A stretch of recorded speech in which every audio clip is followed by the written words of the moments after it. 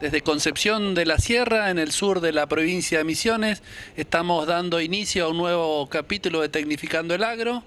Estamos acompañando hoy a la gente del INTA en un tema que nos distingue y que siempre es muy interesante, como es el cultivo de yerba mate.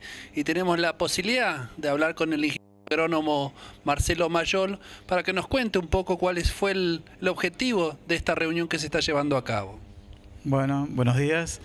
Nosotros acá planificamos estas charlas, en este caso aprovechando la época del año en que estamos dando dos temas principales, que un tema principal es la plantación, de qué forma plantar y qué material usar, y otro tema fundamental y principal que también estamos en época, que es el manejo de planta y cosecha de yerba mate, ¿sí?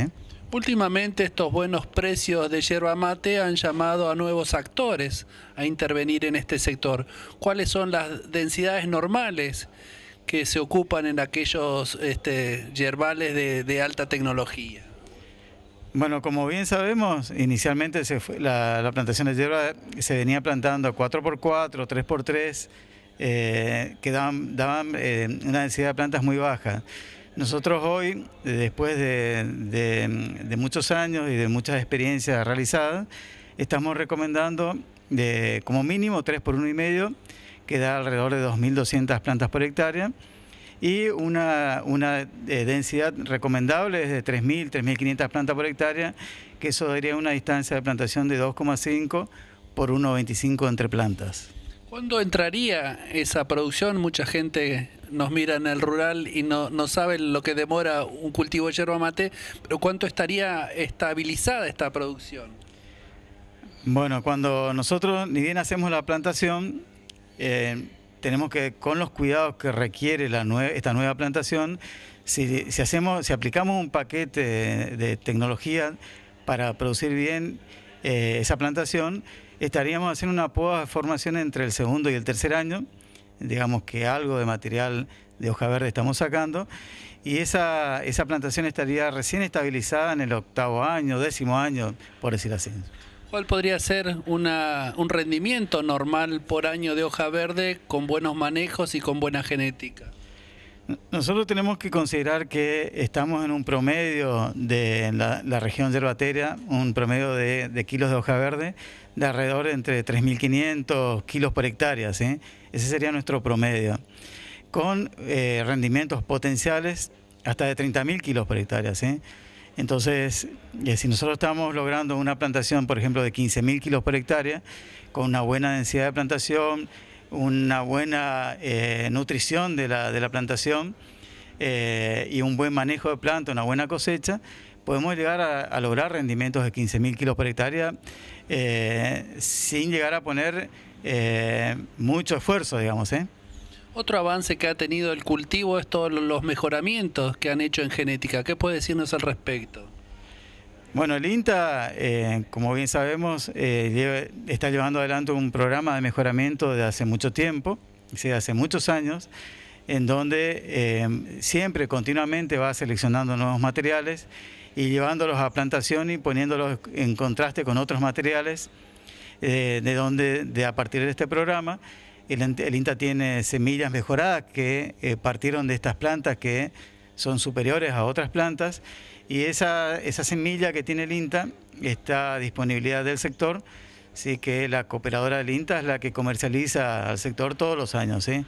En este momento ya toda la semilla que se ha cosechado ya está distribuida, así ya se ha vendido la totalidad, y para ello nosotros recomendamos en los meses de diciembre, enero, febrero, hacer las reservas de aquel que va a necesitar la semilla, para que esa semilla esté disponible en los meses de marzo, fines de marzo a más tardarse.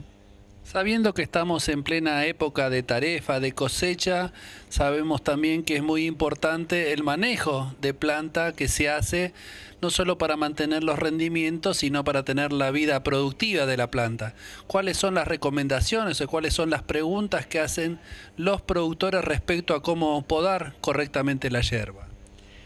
Bueno, principalmente nuestra línea es un buen manejo del sistema, ¿sí? Un buen manejo de la planta, un buen manejo del suelo y un buen manejo del medio ambiente, ¿sí? Cuando nos referimos exclusivamente a la planta, nosotros estamos recomendando hacer una poda sustentable. Esto significa que nosotros podamos tener, que no nos baje la producción con el tiempo, ¿sí? Recordemos que nuestros herbales van quedando cada vez más viejos, ¿sí? Y muchas veces si nosotros no hacemos una poda adecuada, los rendimientos van bajando. Entonces, hay determinadas recomendaciones que nosotros hacemos para poder mantener esa producción o productividad del yerbal. Entre ellas serían, por ejemplo, dejar una buena cantidad de material en la planta una vez terminada la cosecha, ¿sí? Aconsejamos alrededor de un 30% de material vegetal distribuido en toda la planta para que esa planta quede cubierta, ¿sí? Y no esté expuesta a las condiciones del sol o de las heladas que le perjudican la estructura de la planta. Eso por un lado. Por otro lado, la cosecha que nosotros recomendamos es una cosecha que todos lo conocemos como una cosecha de rama madura, es decir, cortar ramas que tengan una determinada maduración, así que la conocemos por un color gris que tiene esa rama.